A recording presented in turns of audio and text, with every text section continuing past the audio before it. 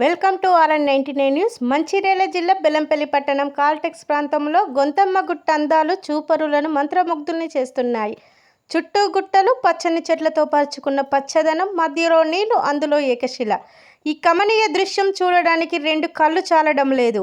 గుట్టను బండ కోసం తవ్వగా ఇలా ఏకశిలగా మిగిలిపోయింది. పచ్చని గుట్టలు, నీళ్ల మధ్యలో గొంతమ్మ గుట్ట సుందరంగా కనిపిస్తుంది. ఇక్కడ పోచమ్మ ఆలయంకు నిత్యం భక్తులు వచ్చి మొక్కులు తీర్చుకుంటారు.